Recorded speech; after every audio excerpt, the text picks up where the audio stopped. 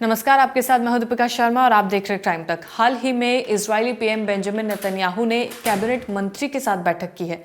Report के मुताबिक Benjamin Netanyahu की तरफ से कई बड़ी मांगे भी रखी गई हैं। इसके अलावा युद्ध विराम और बंधक रिहाई समझौते के लेकर ये बैठक की गई है और मांगे भी इसी से रिलेटेड रखी गई हैं।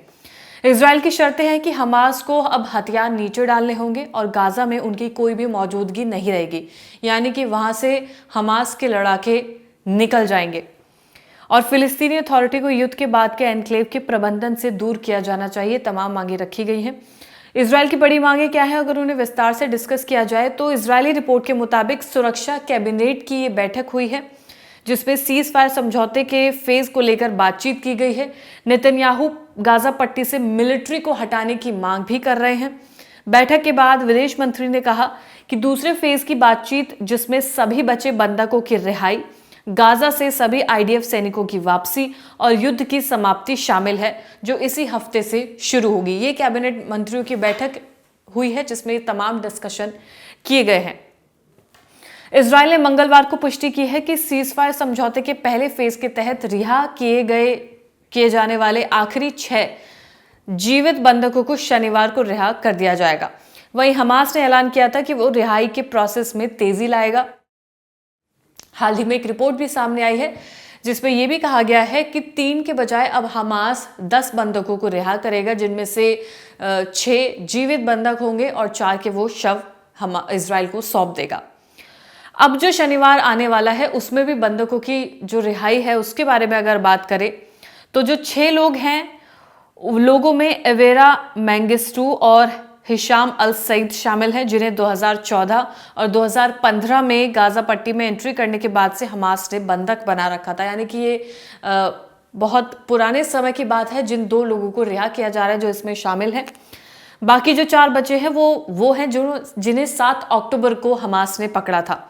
रिपोर्ट के मुताबिक उनके साथ 8 मरे हुए बंधकों की बॉडीज को इजराइल रिलीज करने वाला है। इसमें जो 7 अक्टूबर को जो अगवा किए गए थे उनमें जो नाम शामिल है उसमें सबसे पहले उमर का नाम शामिल है।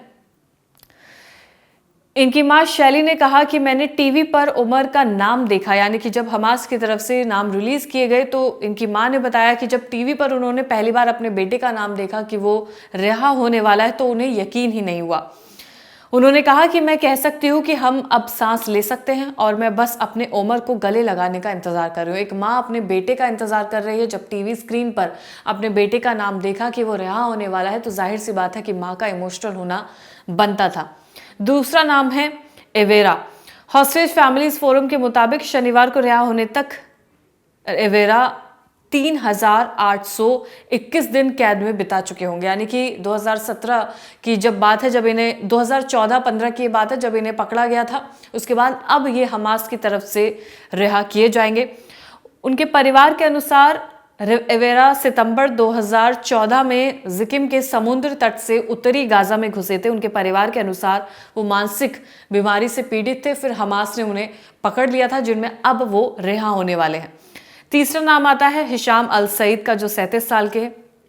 अल सईद अप्रैल 2015 में एरिस क्रॉसिंग के पास स्ट्रिप में एंट्री की थी, गाजा स्ट्रिप में एंट्री की थी। उनके पिता के मुताबिक ये पहली बार नहीं था कि वो गाजा जा रहे थे, लेकिन इस बार उन्हें हमास ने रोक लिया था और फिर उन्हें बंधक बना लिया गया, हिरासत में ले लिया।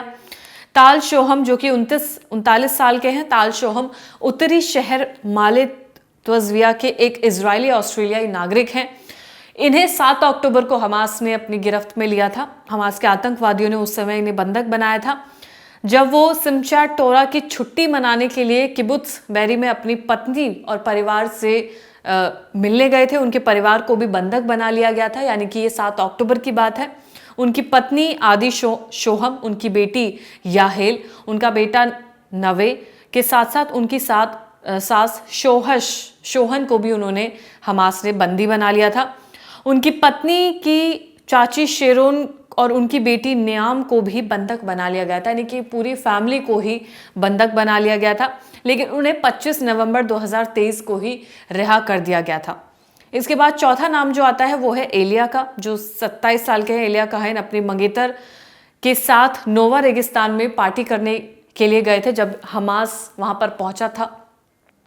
हमास के बंदूकधारियों ने हमला किया था और उनकी मां सिगी ने बताया कि दोनों ने वहां पर भागने की कोशिश भी की और काफी लंबे समय तक वो लोग भाग भी रहे थे, लेकिन हमास के जो लड़ाके हैं उन्होंने उनका पीछा किया और उसके बाद इन दोनों को गोली मार दी। उन्होंने इस दौरान बचने की कोशिश की लेकिन फिर उन्हें पकड़ लिया गया और उससे पहले उन्हें गोली मार दी गई थी। तो इनके शव अब हमास इजराइल को वापस सौंपेगा। इसके बाद नाम आता है ओमर का, जो कि 23 साल के हैं। ओमर वेंकट्स को भी 7 अक्टूबर को नोवा फेस्टिवल में हमास आतंकियों ने बंदी बना लिया था। उस सुबह अपने माता पिता के साथ वो संपर्क में थे और उन्हें बता रहा था कि वो बहुत डर गया है। उसके बाद 7 अक्टूबर को हमास ने इन्हें बंधक बना लिया था, लेकिन अब इन्हें रिहा किया जाएगा। इसके बाद अगला नाम आता है ओमर शेवटोव का, जो 22 साल के ओमर शेवटोव ने आखिरी बार 7 अक्टूबर को सुबह 10 बजे अपने माता पिता से बात की थी। जब वो अपने आसपास हो रही घटनाओं को लेकर काफी घबराए हुए थे, तो अपनी दोस्त की कार लेने के बाद उसने अपने परिवार को अपनी लाइव लोकेशन भेज दी थी। हालांकि उसे नोटिस कर लिया गया और उसके बाद हमास के आतंकियों ने उन्हें बंधक बना लिया। यानी कि जब वो अपनी लाइव लोकेशन भेज रहे थे, फोन का इस्तेमाल कर रहे थे और वहां से भागने की भी कोशिश कर रहे थे, जाहिर सी बात है डर का माहौल था। उस वक्त हमास के आतंकियों ने उन्हें देख लिया और फिर उन्हें बंधक बना लिया। ये तमाम लोग हैं जिनका नाम हमास की तरफ से रिलीज किया गया है, जिन्हें अब रिहा किया जाएगा इस शनिवार को। इससे पहले हमास और इजराइल के बीच में लगातार काफ़ी ज़्यादा बातें देखी गई थी, जहां पर हमास ये कह रहा था कि वो बंधकों को रिहा नहीं करेगा क्योंकि इजराइल की तरफ से शर्तों का उल्लंघन किया गया है। इजराइल ने हमास के ऊपर आरोप लगाए थे, आरोप प्रत्यारोप दोनों तरफ से लगते गए, लेकिन सीज फायर अभी तक सकुशल चल रहा है, जहां पर बंधकों की रिहाई लगातार की जा रही है। 6 नाम ये सामने आ चुके हैं, जिनमें से कुछ ऐसे भी हैं जिनके शव हमास इजराइल को सौंप देगा। परिवार के लोग अपने लोगों का इंतजार कर रहे हैं कि कब शनिवार आएगा और इन तमाम लोगों की रिहाई की जाएगी। लगातार क्राइम तक इस पर पूरी नज़र बनाए हुए हैं। जितने भी बंधकों की रिहाई हो रही है, हमास की तरफ से जो नाम रिलीज किए जा रहे हैं, वो क्राइम तक आपको लगातार बता रहा है।